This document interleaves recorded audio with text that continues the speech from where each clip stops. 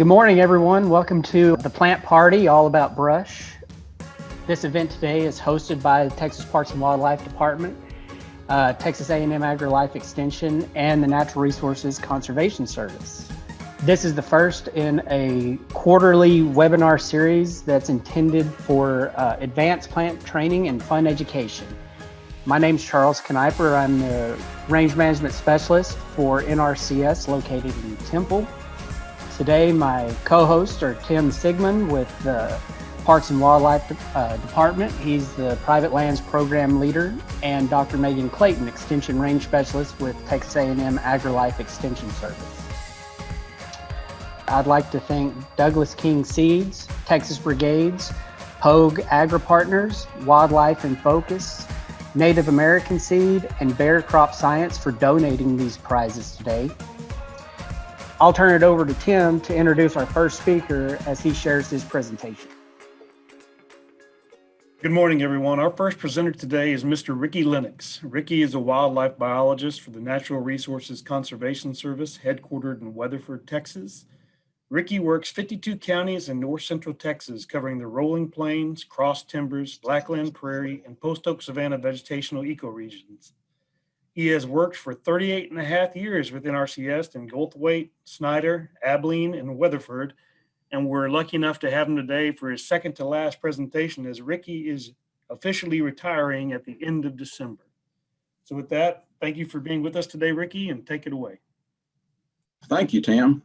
Well, welcome everyone. We're going to start off with a little brief plant identification tips.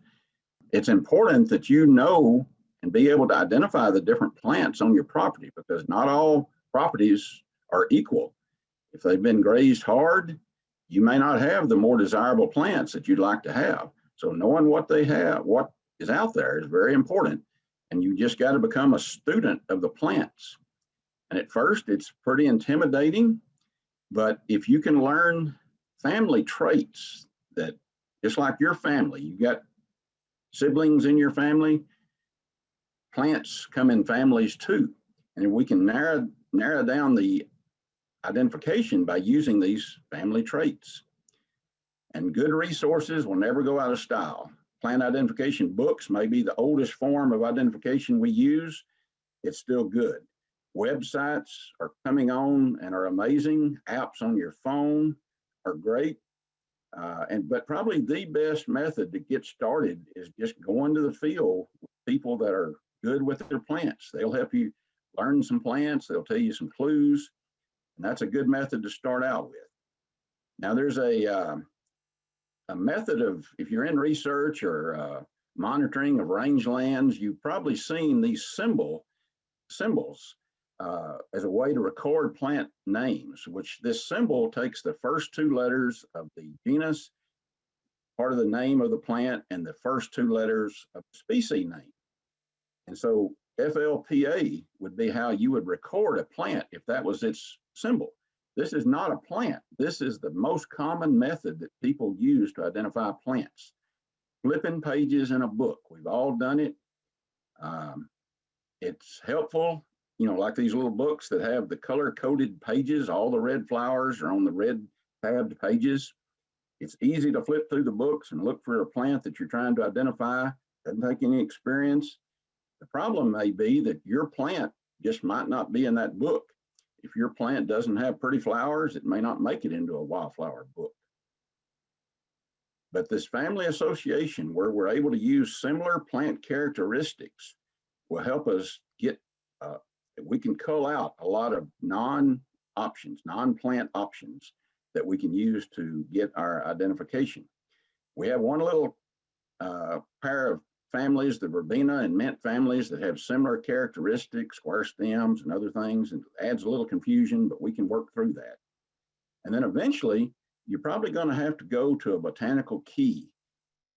And there are some books that have botanical keys. Not all the plant books use them. Somewhat intimidating at first, but it's easy. There's two choices, like two number one questions. Question number one, question number two. Both of them have a number one. One of them is correct for your plant. One of them doesn't match your plant. And you just go down through the list, which is correct, which is not. It will give you the correct plant ID every time, but you must learn some of the plant terms in the back of the book in the glossary. These are very detailed botanical words, but they mean specific things. You may also need the flower or the fruit of the plant to help make identification. And you're probably going to need other things such as good lighting. Older you get, the more important good lighting comes into play. Magnifier of some sort, and then a metric ruler. The botanical world lives in the metric system. But that's a good thing, because if you've got a plant leaf that is very narrow and it's measured at 2 millimeters wide, that's more accurate than saying it's a little, or it's about 1/8 of an inch. So the metric system is what you'll be using. These are a couple of pages from an old 1950s era Soil Conservation Service publication, and it shows the shapes. If we look over here on the left-hand side, the form and outline of the leaves, leaf number 1, long, thin, and it's described as a linear leaf.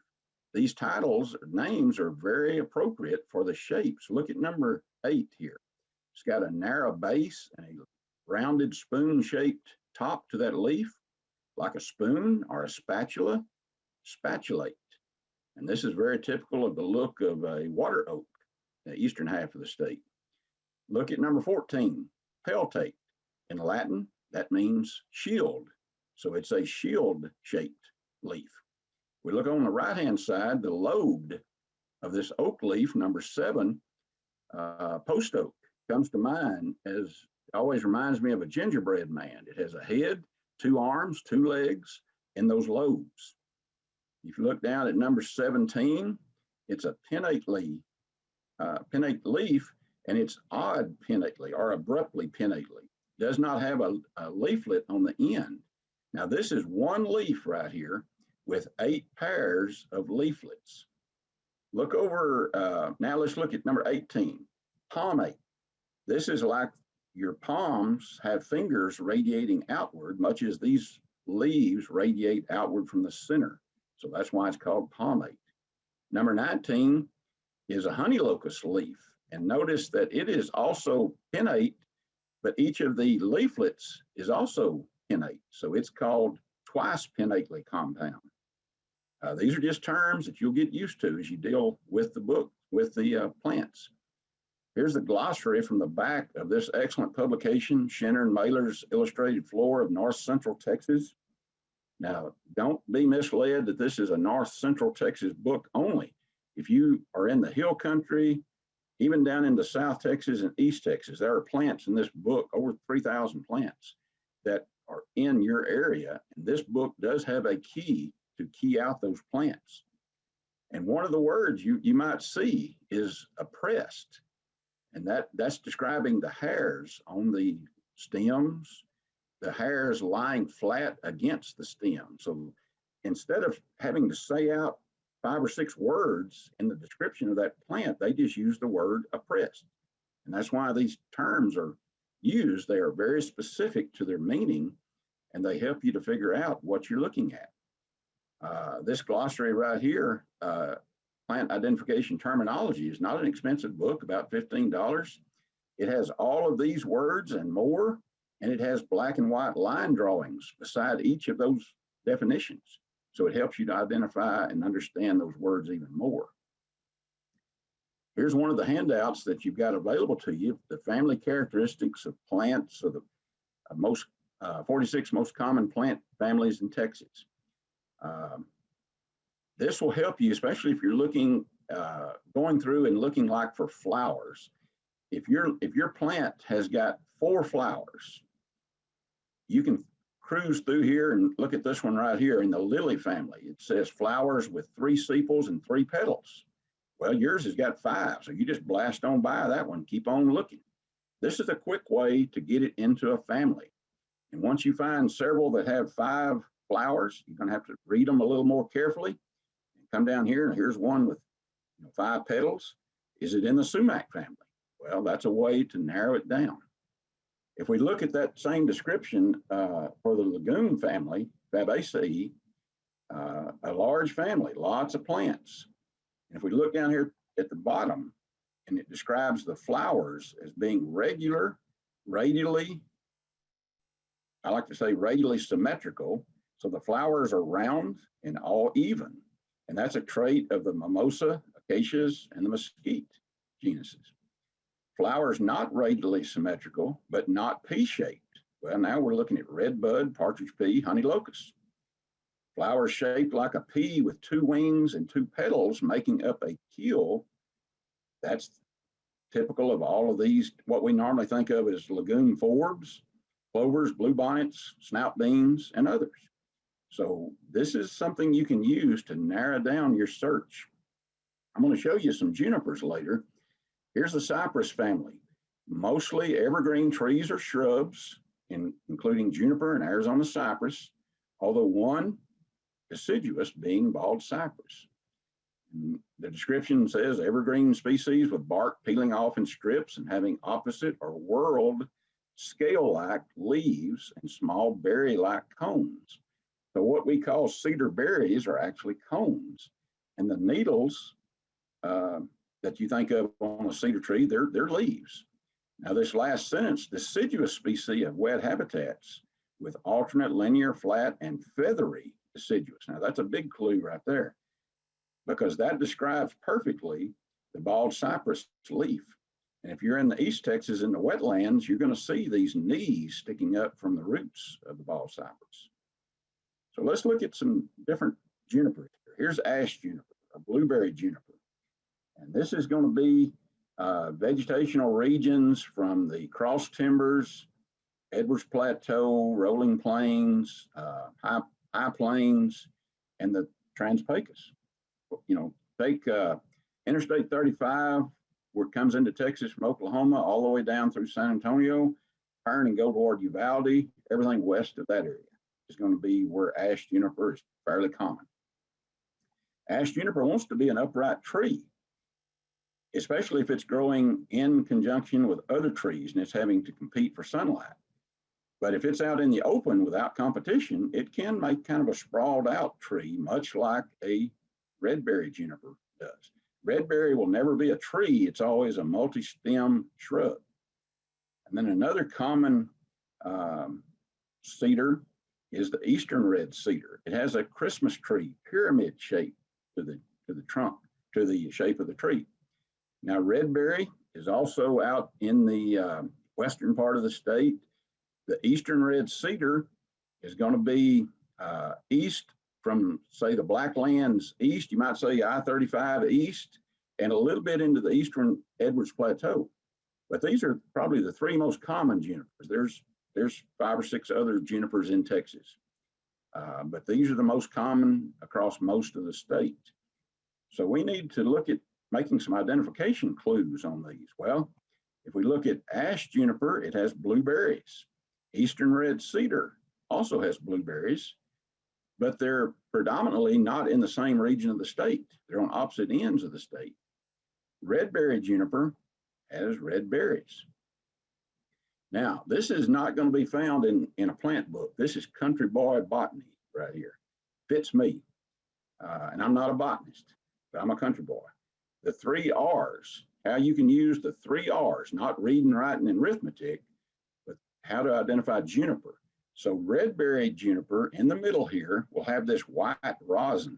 It's exuded, it's a wax-like substance exuded from the needles, and it will be on the stems and the needles. It can be washed off in a rain, but it'll come back in 2 or 3 weeks, or more will be exuded.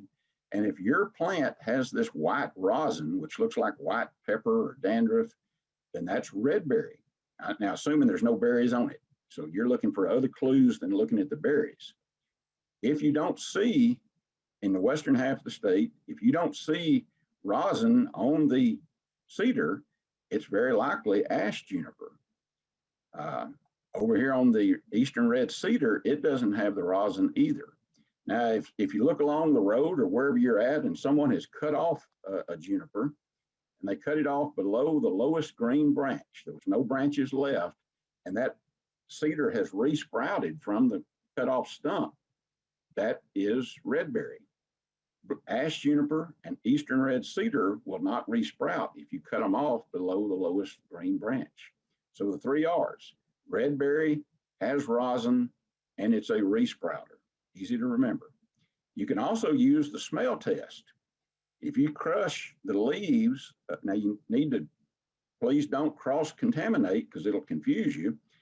If you're going to do this side by side with a ash juniper and a redberry juniper, use different hands. Take your left hand and say you're right here where the redberry plant is. So crush some of these leaves in your left hand, smell of it. If it smells like light oil, and often described as 3-in-1 machine oil, that is a smell of redberry.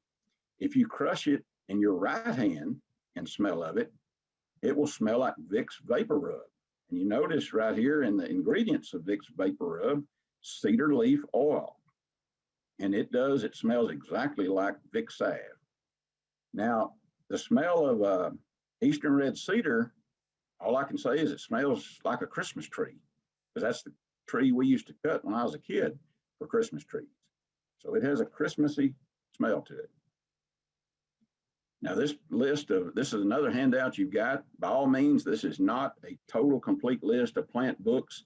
This is just a list of plant books that I have in my possession, and I've used them. I appreciate them, and I wanted to share them with you. But there's about 5 pages, and it's broken out by regions as well. And again, I don't want to miss anyone's book not being in here. Maybe I just don't have that book. So this is why some books are here and some are not. As you go through your journey of trying to learn the plants, once you get the identification, then you can go to publications like that 1466 bulletin that the AgriLife has, which is a great reference for brush and weed control. And you can determine whether you want to use chemicals or mechanical. And with that, that sums up my presentation. Thanks, Ricky. We'll move on to the next one. We're going to try to stay on a pretty tight schedule here. And so our next presentation is going to be from Jason Singhurst. Jason Singhurst is a botanist with the Texas Parks and Wildlife Department's Wildlife Division. He's been with Parks and Wildlife for over 20 years and has worked in all 254 counties of the state. Jason is a wealth of knowledge and a real joy to be out in the field with. He has a true passion for the native plants of Texas. And what he's really looking at in this presentation is the unique ecological systems and the rare endemic plants within them. So Texas, as we all know, is quite unique in that most of the state is privately owned. So these rare plants and geologies that they're found on are mostly on private lands, which means they're not fairly well documented in a lot of locations. So because of our unique climate and geology, we have over 200 species of plants that are found nowhere else in the world than Texas. And so in Jason's presentation here, which he basically is going to take us on a road trip across the state of Texas, highlighting some of these rare plants and the rare habitats that they're found in. Hi, everybody. My name is Jason Singhurst. I'm a botanist and plant ecologist with the Non-Game and Rare Species Program at Texas Parks and Wildlife Department out of Austin, Texas. I'm super excited to join the plant party. So I don't have any confetti to throw up on screen today, just some cool slides. But Megan, Clayton, and Tim Sigmund asked me to speak today and talk about the rare ecological systems, that is plant communities around the state of Texas. I'm going to go through the various ecoregions and specifically talk about plants that are rare and endemic, that is, are found nowhere else but Texas and highly restricted within specific habitats in Texas. Texas is a massive geography with a diverse array of ecological systems. We roughly have 6,000 plant species in our flora, and in 2007 we published a book on the rare plants of Texas, which highlights 240 of the rarest plants in the state, many of which are endemic, found nowhere else but Texas. Our landscape ecology team recently remapped the vegetation of the whole state of Texas, and they mapped roughly 400 ecological system types, and this information can be downloaded at the Texas Ecosystem Analytical Mapper website. Texas is blessed with 10 natural ecoregions. For this presentation, I'm going to take on a road trip through the natural regions. I'm going to specifically talk about some of the specific plant communities and plants that are rare and endemic that is restricted to these plant communities. We're going to start out here in North Texas, and work our way from the Fort Worth Prairie across the rolling plains, high plains, Trans-Pecos, down through the South Texas plains, through the Gulf Coast prairies and marshes, over here through the piney woods, across the Blackland Prairie and Plastic Savanna, and back to North Texas. The Fort Worth Prairie is an area located north and west of Dallas-Fort Worth. It's primarily underlined by Cretaceous limestone and supports tall and mixed grass prairie, an amazing array of wildflowers like you see here in this particular photo. One of the unique plant communities in this region are the Walnut Limestone Formation glades. The photo in the upper left is a glade dominated by yellow stone crop, that is Sedum natalianum, and the unique plant that's restricted to these particular glades is the Comanche Peak Prairie Clover, a globally rare member of the legume or pea family. You can see in the map on the lower right, this is entire global range. It's a spring blooming species, blooms April through early June, and there's a photo of it in flower in the lower left, and you can see how it stays decumbent or sprawling, and as far as its habit in the photo in the upper right. One of the other really amazing unique members of the legume or pea family is the Hall's Prairie Clover. The photo you see here in the lower left, it's the only yellow flowered member of the genus Dahlia that you'll find blooming in the fall. This is entire global range here in the lower right, and it's highly specific to limestone barrens, typically on hillside slopes. Now we're going to travel out west to the high plains, an area adjacent to the southeastern border in Mexico called the Llano Estacado. This is the largest mesa or tableland in North America, very flat landscape. What's really cool is the eastern side has this what's called the Capital Canyonlands. This extraordinary relief area you see here on the eastern border, and you also see in the background photo. And one of the highly restricted plants that occurs on the caliche rims of this Capital Canyon areas is the Correll's buckwheat. Eriogonum corellii. You typically find it up in sort of these sort of rim areas like this rim here in the background. Now we travel even further west on a road trip to the Trans-Pecos ecoregion. This is an area of island biogeography, that is, numerous mountain ranges interspersed by desert grasslands and Chihuahuan desert plant communities. High desert grasslands really come to life in late summer and early fall when the monsoon rains arrive and influence this amazing array of flora. Mexican Indian paintbrush is a really unique member of the figwort family that is typically found around 6,000 to 6,500 feet in elevation in these high desert grasslands, often along intermittent streams. Towering cliff faces such as this one at the Chinati Mountain State Natural Area and the lower canyons at Big Bend State Park, both in Presidio County, are home to the highly restricted dissected rock daisy, a beautiful and unique member of the sunflower family. Mountain ranges in West Texas that have canyons on the north and northeast facing slopes can have forests dominated by bigtooth maple, Texas madrone, chinkapin oak, and Gamble's oak.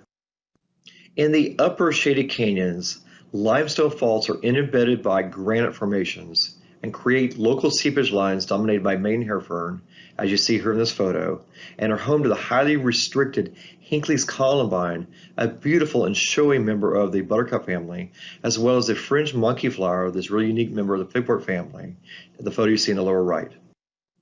Ciénagas, Spanish for desert bogs, also known as desert marshes, are incredible isolated wetlands in arid West Texas.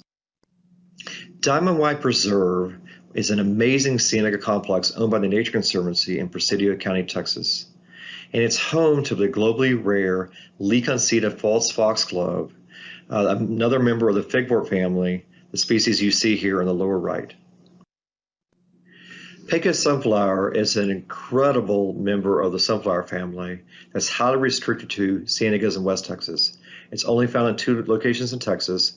In fact, the plant species Leconceta false foxglove that I presented in the slide before that hemiparasitizes, that is, it attaches its root nodules to this listed threatened species. So therefore, they both have to cohabitate together in these incredible wetlands. The Everest Plateau is home to the headwaters of many, many perennial spring-fed streams that flow onto the coast of Texas. Spring Lake in Hays County, near San Marcos, Texas, feeds the San Marcos River. It's home to the highly restricted and endemic Texas wild rice. This is a listed endangered submerged aquatic grass that's only found in the first 2 miles of the San Marcos River globally. It is a submerged perennial grass that becomes emergent to flower. It requires cool, thermally constant clear water from 1 to 6 feet in depth. Pink red sage is an example of one of a little more than 100 endemic plant species that occur in the Edwards Plateau. This particular species occurs in upper river canyon systems along cliff faces. The southern Edwards Plateau has a series of canyons dominated by big-tooth maple, and they also are home to a number of highly restricted endemic plant species. These shaded canyons are well noted for their beautiful fall, colorful maple leaf displays. Just a few species of endemics that are found in these shaded canyons include the member of the mustard family, the bracted twistflower in the upper left. In the lower left, the listed endangered Texas snowbell, and a species we describe new to science, the canyonland rattlesnake root, the species my wife is holding in her hands in the lower right, we found at Lost Maple State Natural Area. The Llano Uplift is an amazing subregion of the Edwards Plateau. Its location is noted in the map in the very lower left. Many millions of years ago, volcanic activity pushed up these granite domes, and enchanted rock state natural area is one of the best examples that you can publicly visit in Texas. My colleague Anna Strong, also a botanist, is walking downslope on this granite dome towards what's called a vernal pool. These natural depressions within the granite domes collect water and have unique flora. One of the extraordinary near-endemic plants that occur in the land uplift in these vernal pools is the rock quillwort. This specialized fernalli produces spores. When the pools fill up with water, this fernalli becomes extremely abundant throughout the pools. As we continue on our ecological tour of Texas, we head to the very southern tip of Texas into the Tamaulipan thorn scrub ecoregion. The star cactus is a narrow, restricted endemic cacti that occurs on gravel terraces just above the Rio Grande River. One of the unique plant communities that occurs in the very lower valley are lomas. These are deltically deposited clay dunes. They look like islands out on the bay, and they are found near the mouth of the Rio Grande River as it flows into the Gulf of Mexico. Lomas are dominated by a really unique shrubland plant community. The characteristic species that makes up these lomas is the Berlandaris fiddlewood, a really unique shrub in the verbena family. On the lower slopes of the lomas, the green island Echiandia, a unique and rare and narrow endemic member of the lily family, is found in clay openings intermixed with grasses and shrubs. Rusacas are another unique plant community in the lower valley. These old deltic river channels are found along the Rio Grande River. I still find it extraordinarily exciting that we have subtropical Texas palmetto dominated riparian forests that occur along Rusacas in the lower valley of Texas.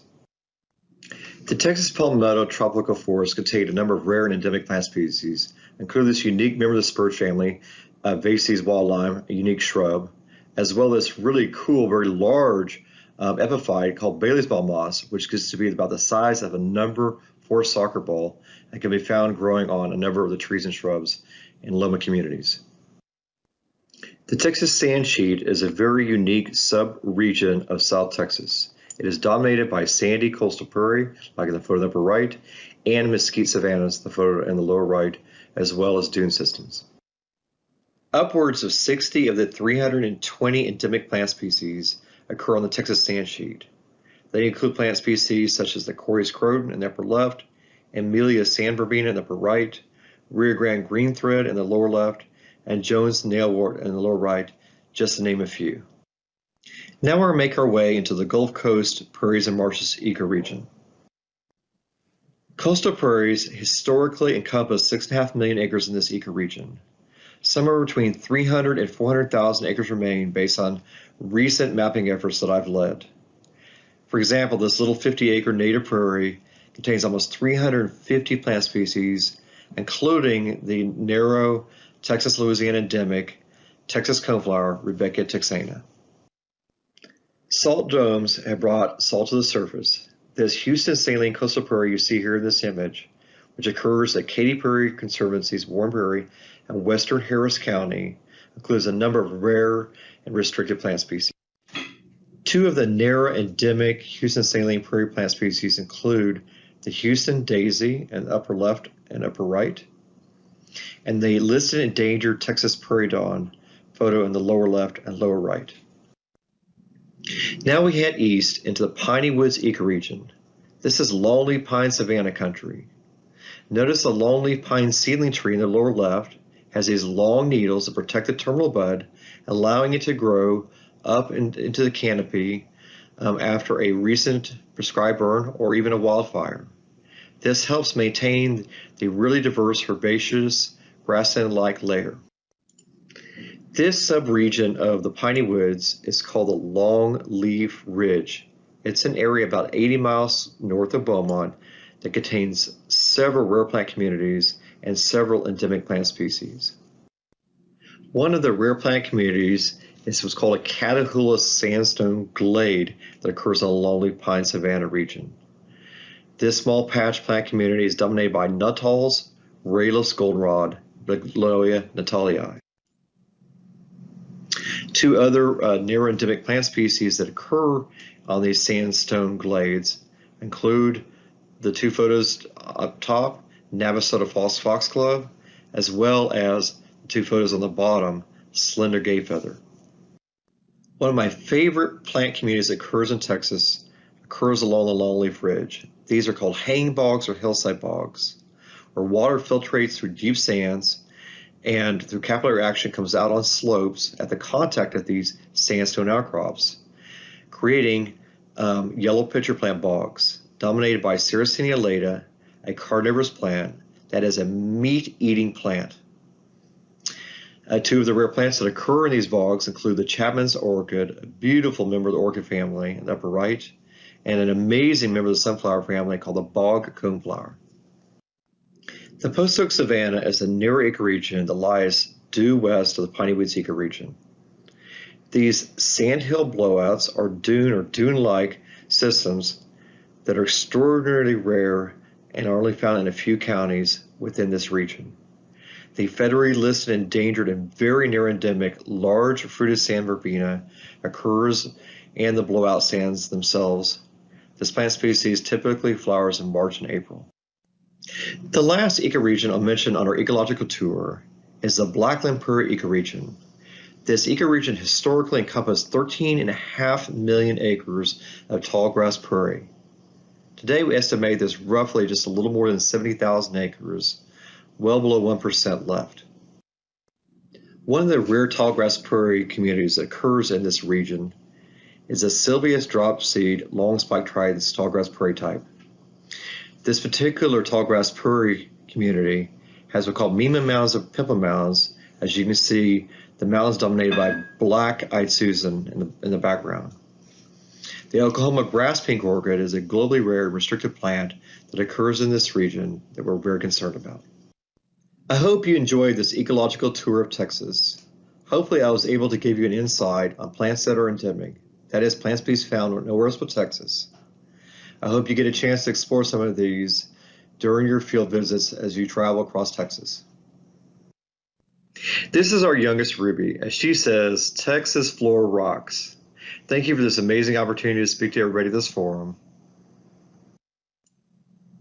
If you have any questions, feel free to contact me at my email address above, and have an amazing holiday coming up, and Happy New Year's.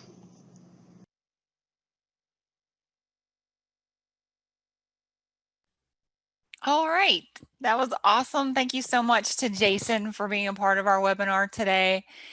All right, next up we have Dr. Bob Lyons' presentation on brush sprouting mechanisms. Dr. Lyons is a professor and extension range specialist with Texas A&M AgriLife Extension Service, based out of the Uvalde Research and Extension Center, and with the Department of Rangeland, Wildlife, and Fisheries Management at Texas A&M. Due to unexpected circumstances that came up, Dr. Lyons will not be able to join us today, but I will be attempting to present his presentation and do it some sort of justice. So bear with me, but he put together this presentation. It's really quite excellent. It's focusing on some information on how brush grow that would really help us or lead us to know how to best manage these species if they become a problem on our place. So how he has it divided, and a lot of this is based off a book from Cyfries back in, I believe, 1980.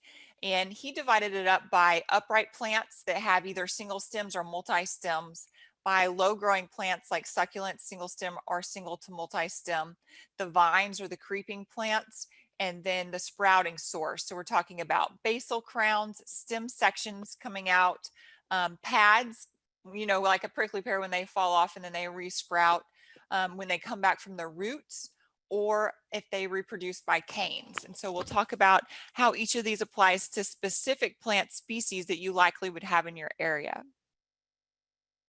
So what is the importance of these growth forms in the sprouting source? The growth forms may indicate previous disturbance. So we know certain plants like honey mesquite is a single stem plant when it's a seedling.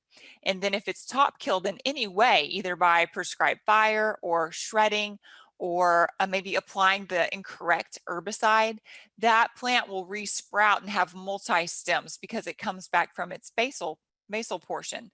So we're going to look at how this applies to different plants across our regions, and then the sprouting sources. So this indicates feasible control practices. So let's get into the information. So the first one is on honey mesquite, which is probably the most common tree that we have in our area. There's a lot of benefits to honey mesquite. So this is not something that we always want to annihilate on the property, but there are some instances where honey mesquite becomes too dense to meet the goals for that property. So again, it's all going to go back to what the goals are and whether or not that is something that is a problem. But regardless, whether it's a beneficial plant or noxious plant on your place, it's important to know some information about the history and how this plant grows.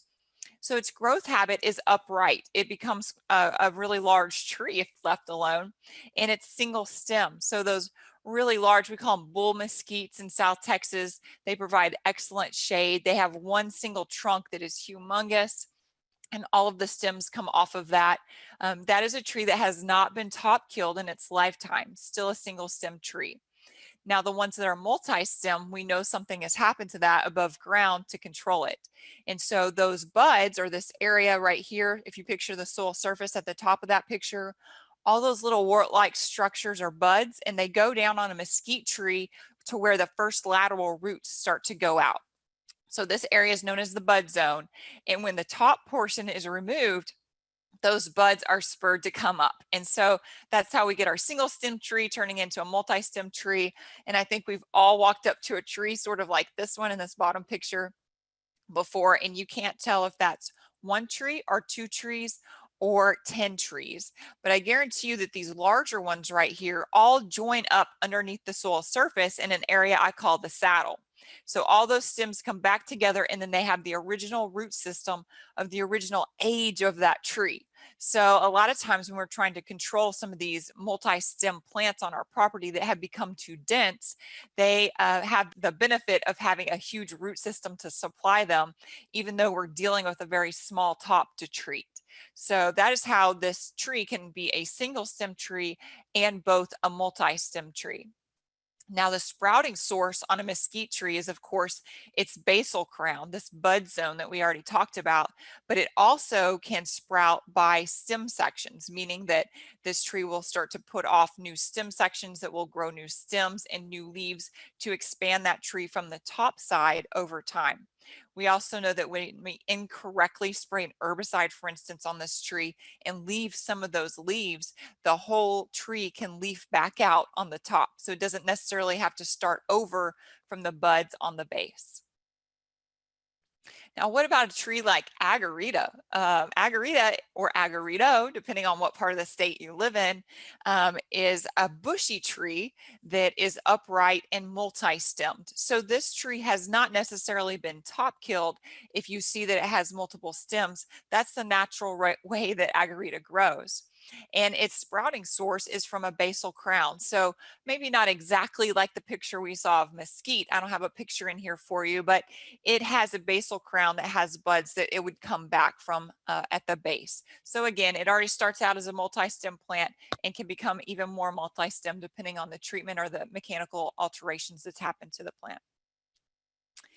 The next one is blackbrush. I know blackbrush doesn't occur across the entire state, but it is a fairly common tree in South Texas. It's an upright tree, multi-stemmed naturally. So this is another one that you won't necessarily find as a single stem tree. And its sprouting source is by stem sections. So it'll actually sprout out on the top, not necessarily from the base. So it doesn't have the same basal bud zone as we can picture for a mesquite tree.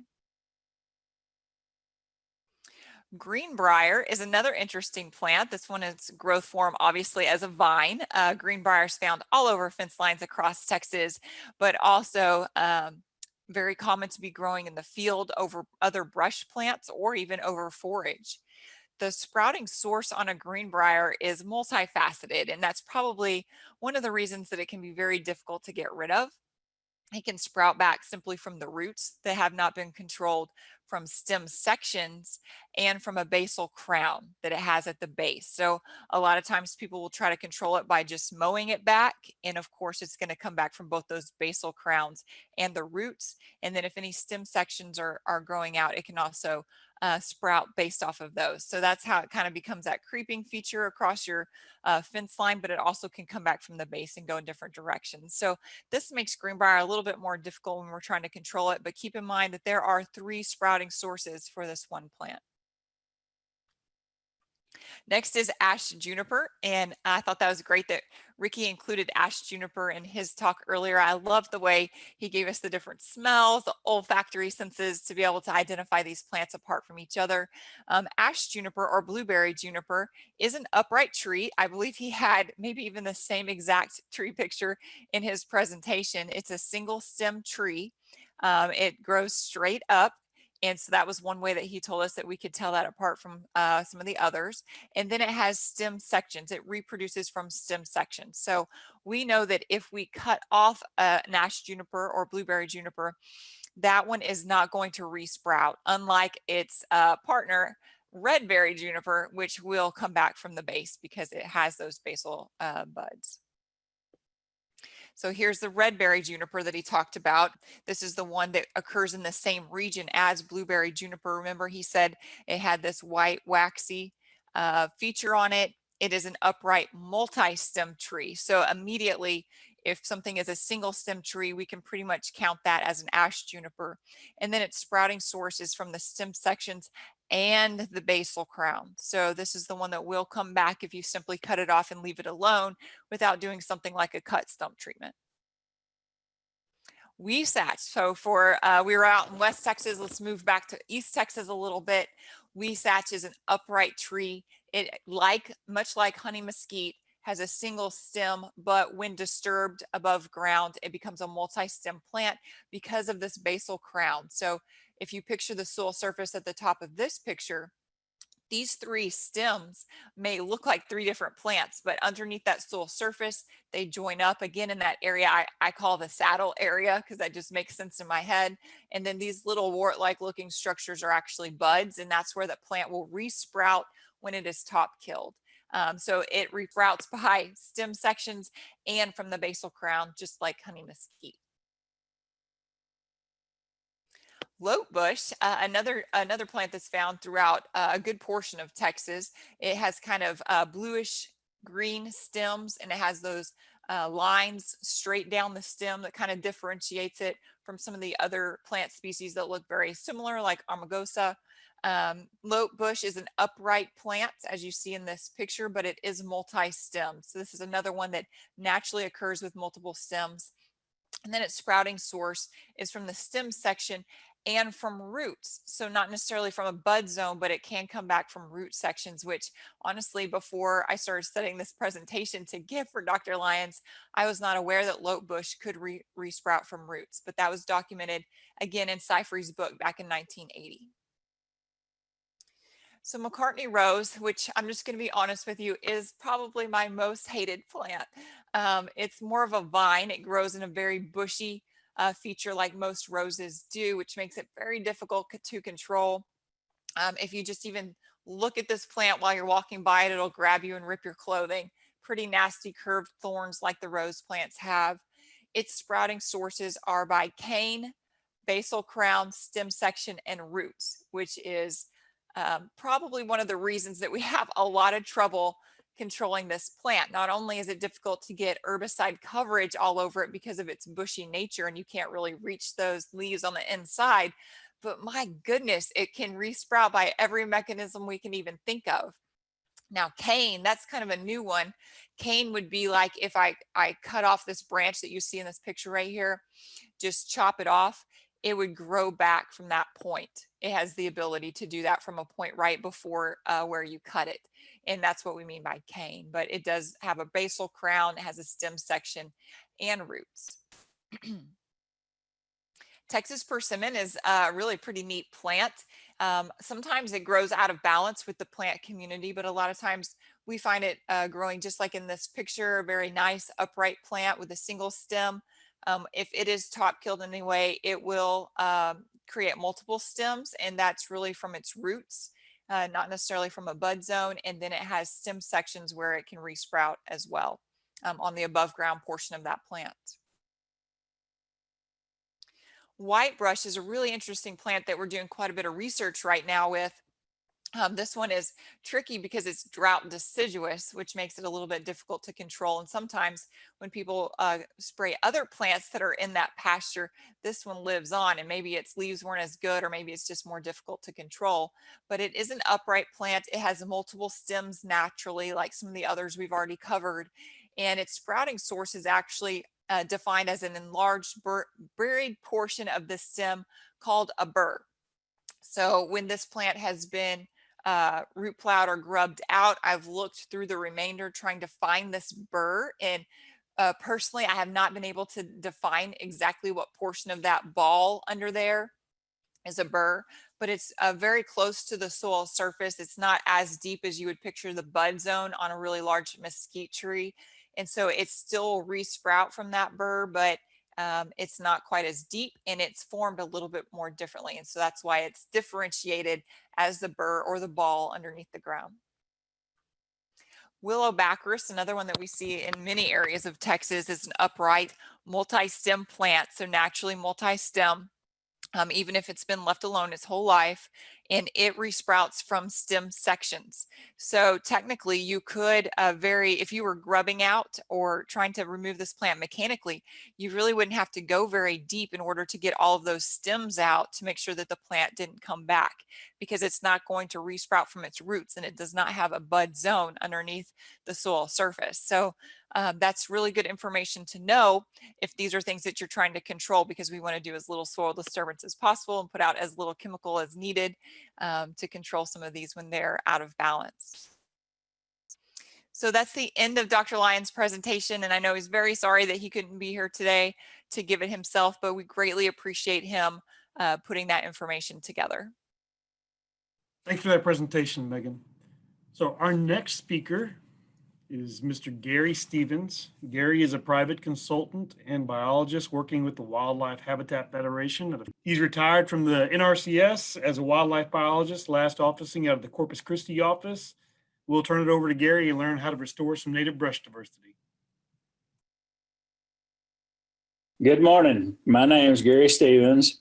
I'm a private wildlife biologist currently working with the Wildlife Habitat Federation over in the prairie areas to the west of Houston mainly.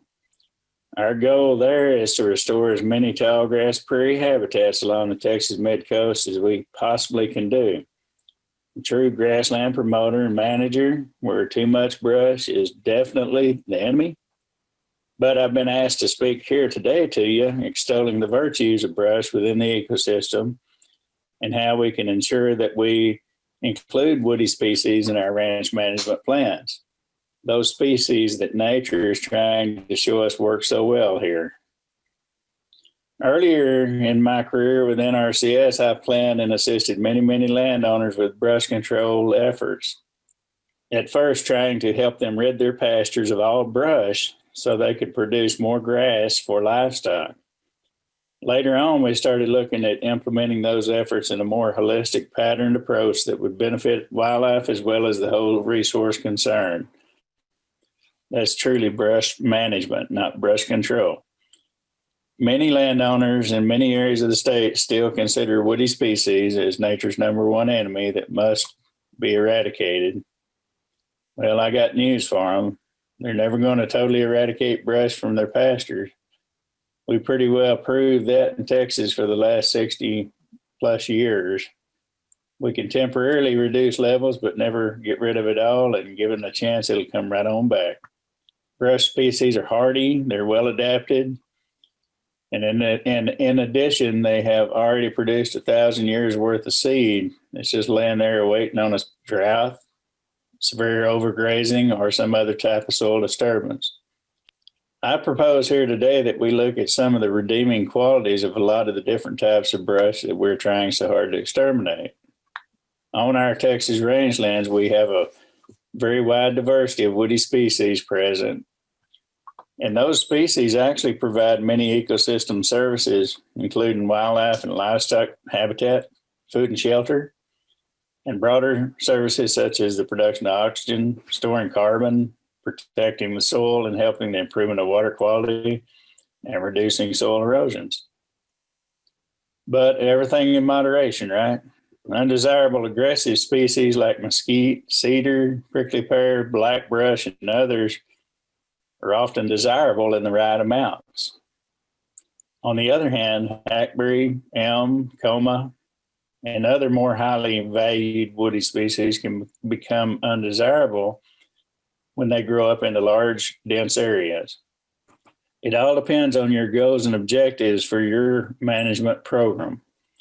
Another very important consideration is that in today's world, a ranch with a lot of trees and a brush on it can be worth a ton more money on the real estate market than one that's already been cleaned up, that's reflective of the current owner's goals and objectives. For example, planted to Bermuda, or root plowed and planted to buffalo.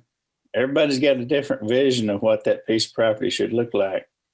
With all this in mind, maybe you should consider yourself lucky if you have trees and shrubs present on your land. They are adding diversity to the habitat, aren't they?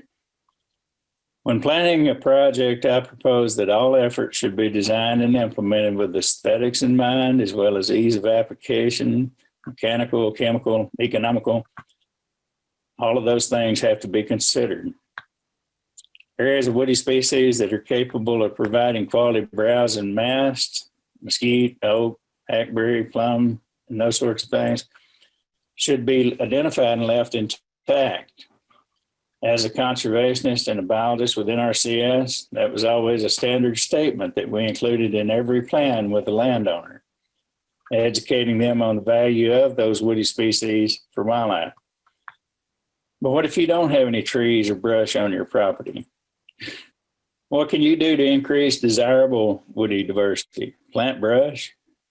For heaven's sakes, I'll give everybody a couple of minutes to pick your jaw up off the ground at this point. Yeah, I can hear you just saying to yourself, did he just say what I thought I heard him say? Plant brush? I had a site visit one time with an NRCS area biologist and a wildlife-oriented landowner down in Friel County. We were riding and talking about his program and the habitat, the quality of the habitat, and the biologist came up with a bold statement that he should plant some prickly pear in some areas over the ranch.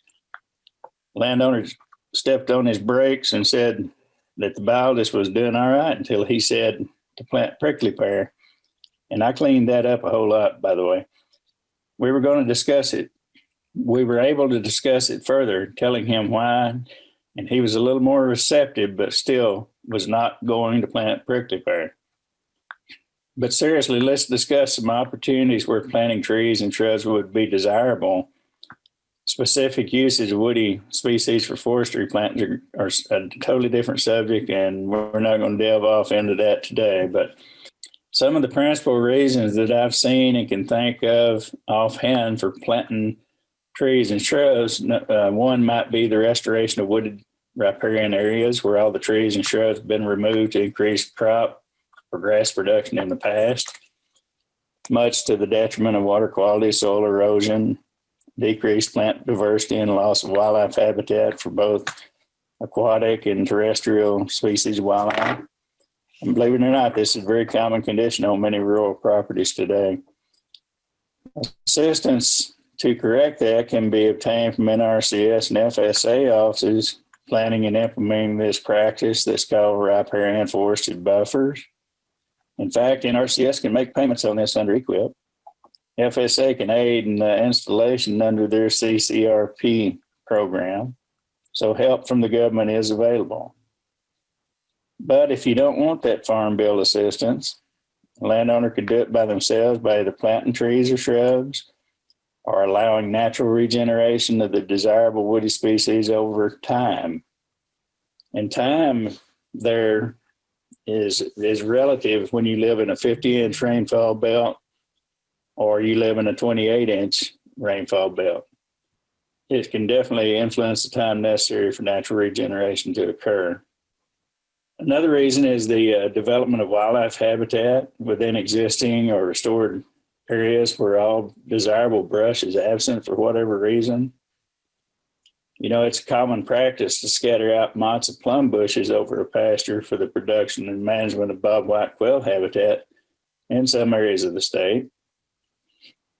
Established wooded and grass-dominated corridors to link quality habitats. A couple of examples of that are currently working with the landowner in Colorado County to do just this. He's planted mass-producing trees and shrubs in protected areas between two disjunct areas of tall grass prairie restoration that we implemented here a few years ago. This has increased biological diversity in an otherwise bahia grass-dominated pasture.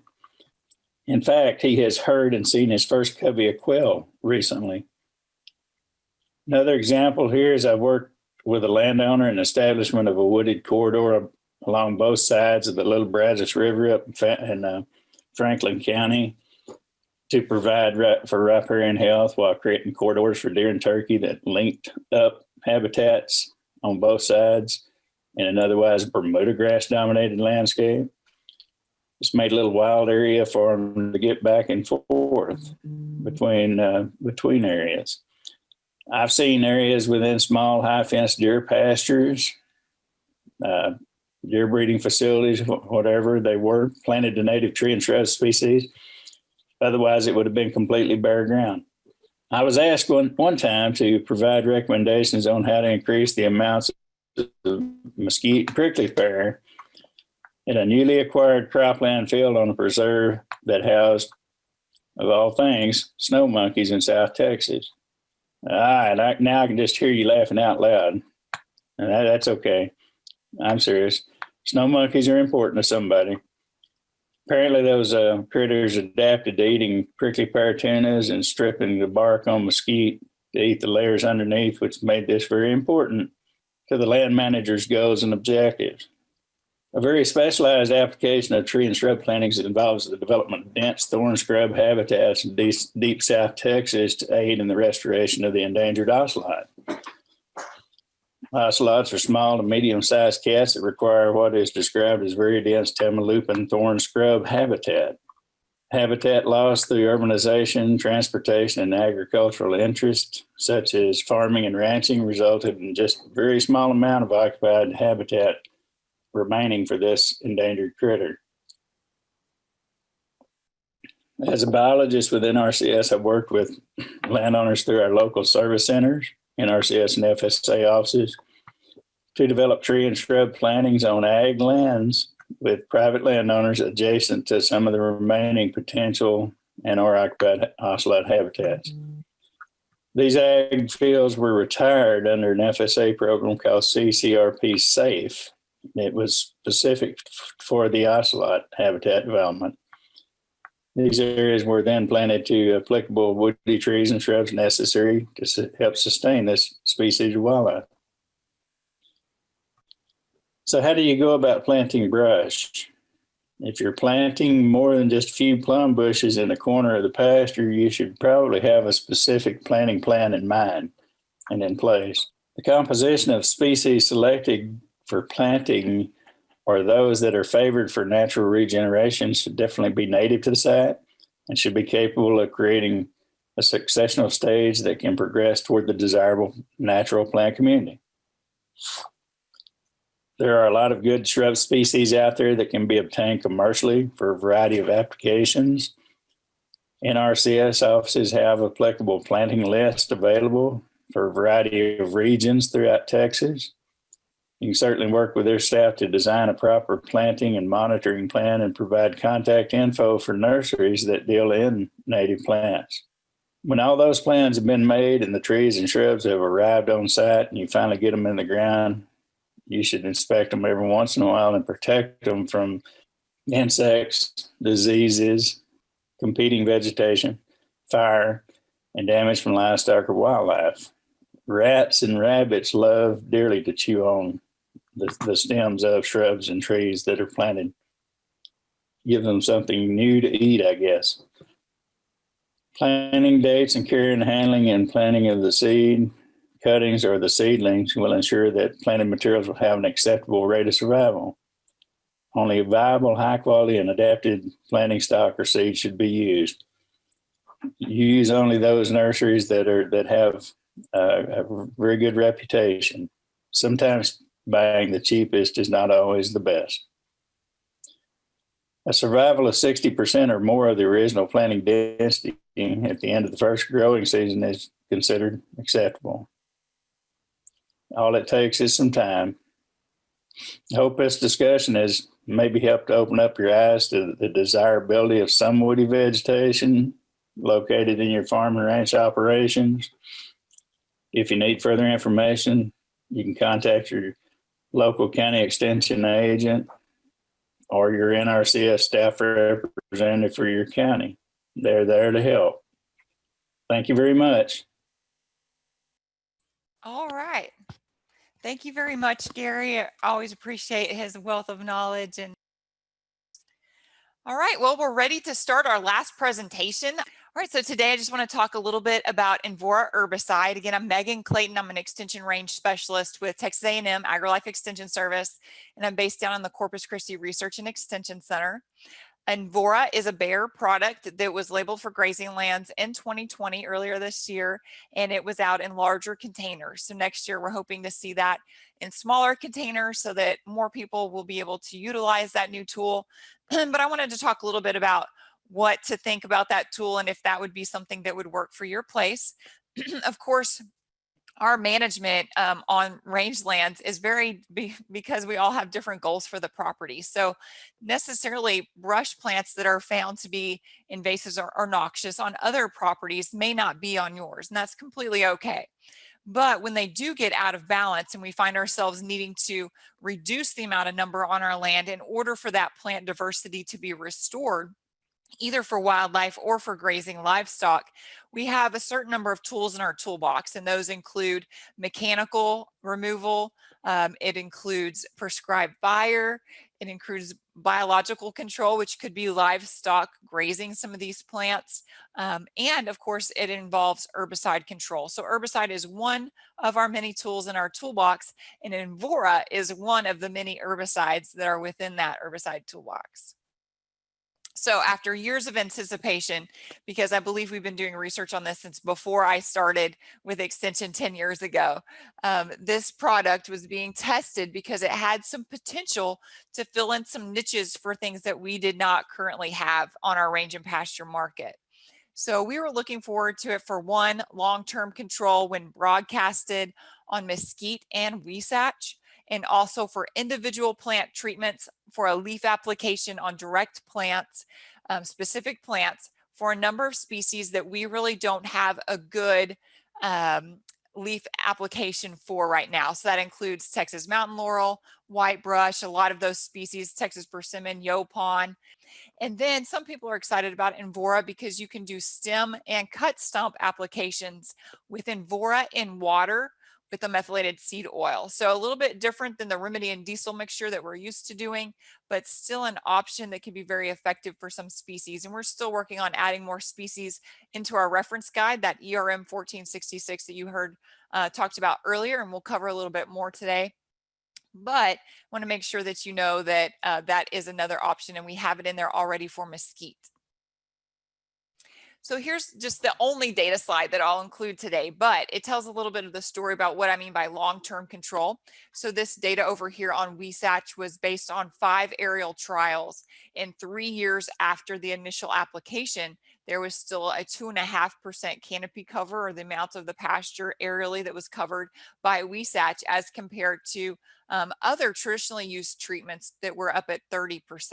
So it just seems to maintain a little bit longer, more longevity of control in the pasture than some of the things that we had been using. Plus, it gets that initial control, which really helps for this longevity, obviously.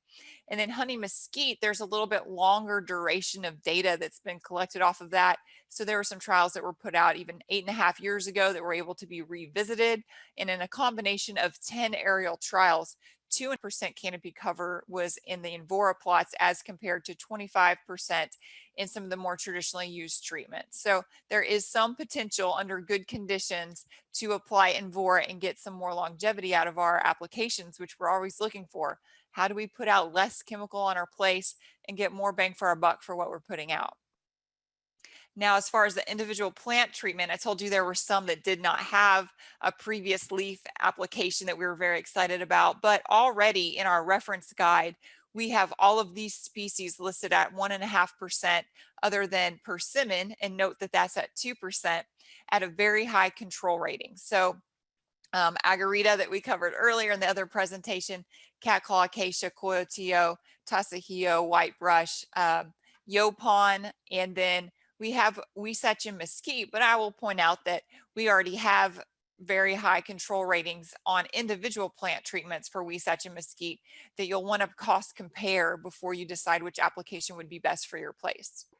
So the details on Envora, it is the active ingredient aminocyclopyrrolachlor, which took me a very long time to figure out how to say, and it's combined with triclopyramine. So it's kind of like Remedy Ultra, which is triclopyr ester, but it's a little bit safer formulation. Esters tend to volatilize a little bit under really hot conditions. So this situation is an amine. It is issued the grazing label this year by the EPA, but it's still a restricted herbicide, which means you need your pesticide applicator's license in order to purchase and apply that. The TDA approved it for Texas registration. And like I said earlier, this year it was available in 30-gallon drums. So it's mainly limited to being put out on larger acreages where they were doing aerial applications. But next year, we're hopeful that it will be out in smaller containers wherever you traditionally buy your herbicides from. So why is Envora restricted? Why do you need a pesticide applicator's license in order to purchase and apply it? That's because of its potential impact on non-target desirable vegetation. I think that's a little bit misleading because a lot of chemicals that we have, if you put it on the wrong plants, it's going to control plants that you did not mean for them to be controlled. But in this situation, it's a little bit more broad spectrum, and it can get into the root system of plants if applied to the soil above it. And so you want to stay well away from desirable trees. Make sure that you're plenty of canopy widths away, because those root zones can extend beyond the drip line of those trees. So just be very careful where it's applied. Make sure that you're applying it in the way that it says on the label. And we're going to cover a few of those label requirements today. So the big kicker with Envora is that you need to note that EPA has requested that everyone who applies Envora takes a 1-hour training on picolinic acids. So picolinic acid chemistries are not necessarily new to range and pasture, but the EPA wants to make sure that we're all good stewards with the chemicals that they're allowing to be used on grazing lands.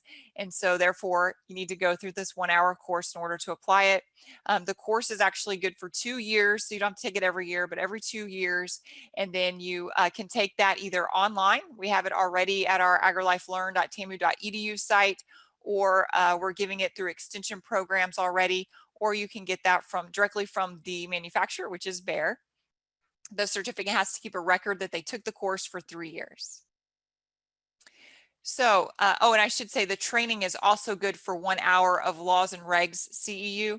So it does fulfill some of your other requirements that are already out there for being able to purchase and apply as a restricted license holder.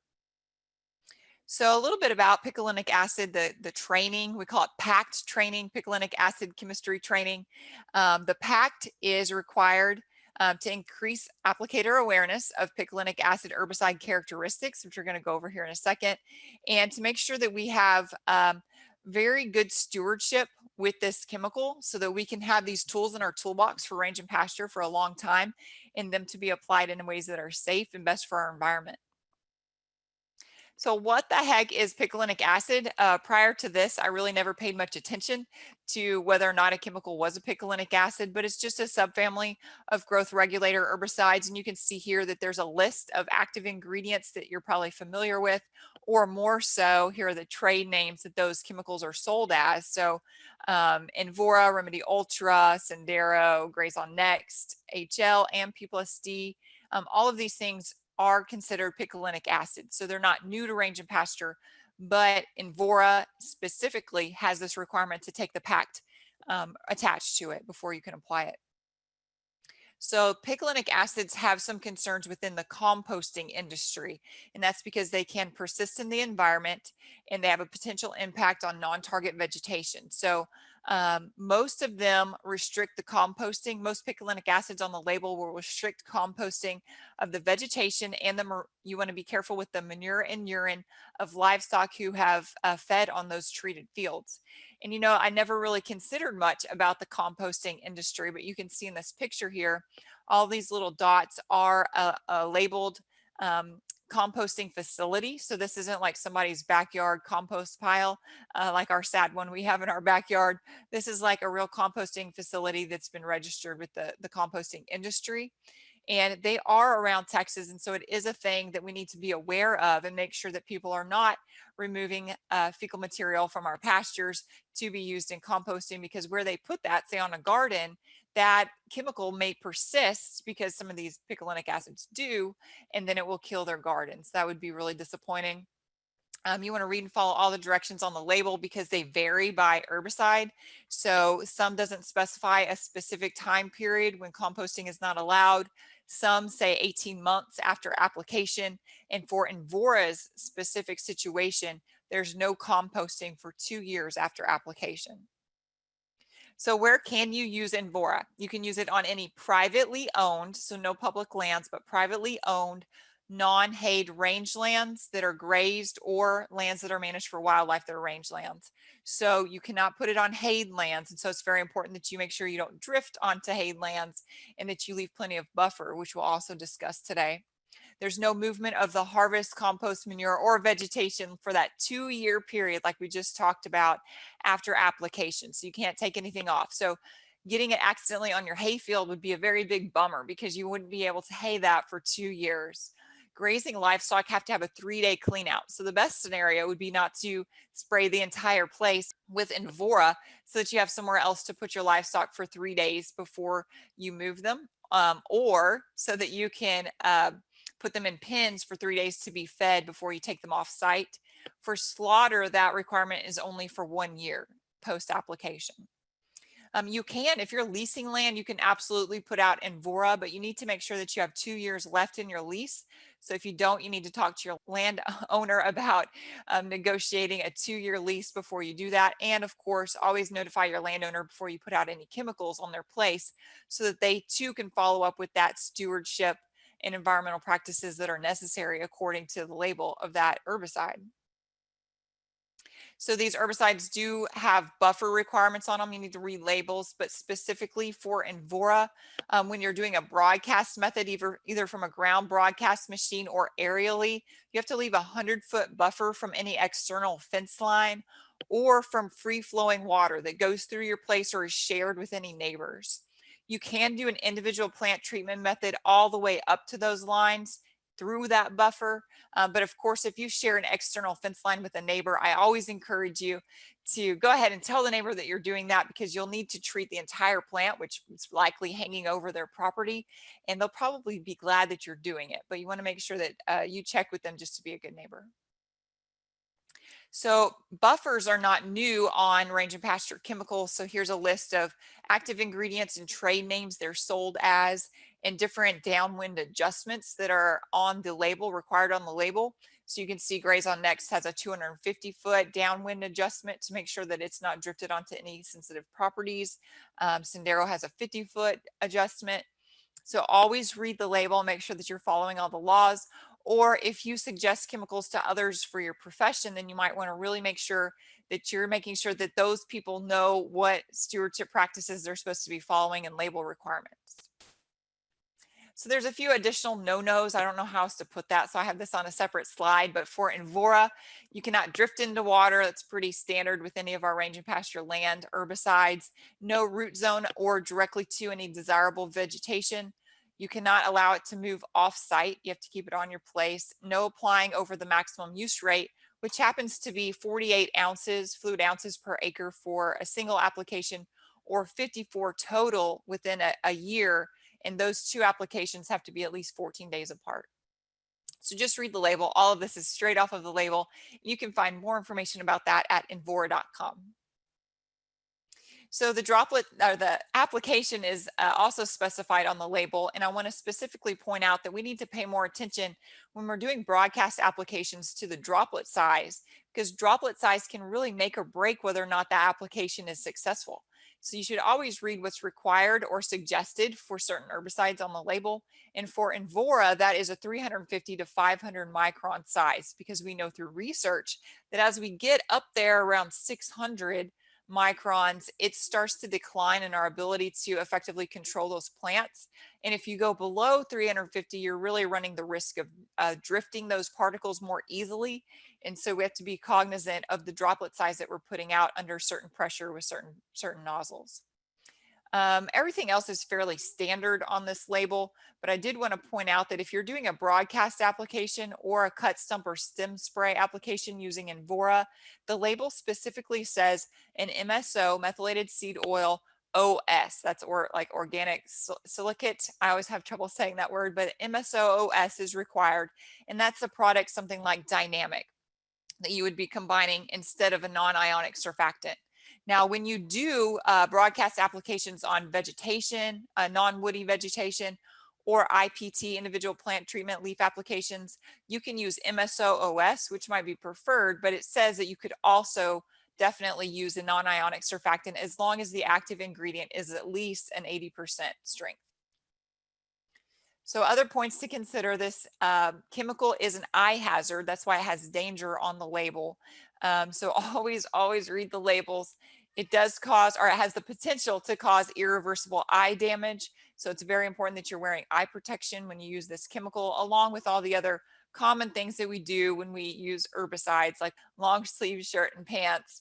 Always wash your clothing separate from your other things. Very common things that are on every label. And note that Envora, if you mix it up as a mix, needs to be applied within 24 hours. So sometimes we mix things up and let it sit in our tanks if we don't use all of it, so we can use it the next day or the next. But with Envora, you're going to need to mix up only what you plan to use for that day. So Envora is already in our range and pasture reference guide, and this has all of our not recommendations, but references for the data that we have collected and run past the Herbicide Use Committee, and they have approved to go into the ERM 1466. These packets are submitted by anybody that has good data that was taken well over space and time, and can be effectively followed and assigned an effectiveness rating, because all of these treatments that are in here aren't necessarily recommendations. They're just data for our knowledge to be held from one year to the next. This packet is available either at our agrilifebookstore.org or at southtexasrangelands.tamu.edu. That's my website, and it has a little publications tab on there where you can directly download that as a PDF.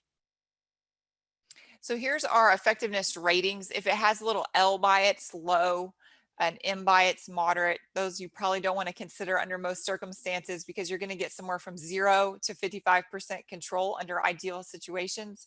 High and very high are also listed, and very high, where all of these Envora applications that I'm about to show you are listed as, indicates a 76 to 100% control rating if applied under ideal situations. So here's all the weeds that are in our ERM 14.6 in our brush species and the pages that you can find them on. If you have this document PDF on like a tablet, you can search it and it'll just pull up where that plant occurs within that document. So we're going to look real quick at mesquite. Mesquite is aminocyclopyrrolachlor, triclopyramine. You can see where that was added as a basal stem application. That's Envora at 15% and a water carrier with 1% MSO-OS. So very different than our Remedia and diesel applications, but again, a very high control option if you want to go that way. Here you see the cut stump of Envora, and that's at an 8 to 10% rate in water with the 1% MSO-OS as well. And then here it is as a leaf application with Envora on mesquite, very high control with 24 to 36 fluid ounces. Again, that if you're broadcasting, that's going to be with an MSO-OS, or you can do a 1.5% rate if you're doing individual plant treatments. And then I also want to make you aware that on my website, I also have available a quick reference guide for range and pasture. This has all the active ingredients, the trade names, grazing restrictions, haying restrictions, rain fast interval, or in other words, how you have to get the herbicide on before a rainfall so that it's well dried onto that plant, and then whether or not a pesticide applicator's license is required for that. So again, check out Envora.com if you have more questions, or email me at megan.clayton@ag.tamu.edu. My website again is southtexasrangelands.tamu.edu, and there's a little publications tab on there where you can get all of these documents that I talked about today, or check us out on Facebook at Texas Range Extension for our unit. All right. Thank you, Megan. Thanks again to our door prize sponsors, Douglas King Seeds, Texas Brigades, Pogue Agri Partners, Wildlife in Focus, Native American Seed, and Bayer Crop Sciences for donating those prizes. Thank you all for attending the first Plant Party webinar. This was the first in a quarterly series of Plant Party webinars that will be brought to you by Texas Parks and Wildlife Department, Texas A&M AgriLife Extension Service, and the Natural Resources Conservation Service. Would love to have you join us the next time. Please take the time to fill out the survey, and also be sure to tell us what other plant-related topics you would be interested in having more training on. The next Plant Party is going to be scheduled to be on February 24th of 2021, so go ahead and mark your calendars and be ready to look for more information. With that, we appreciate it. Thank you very much. Have a great rest of the day.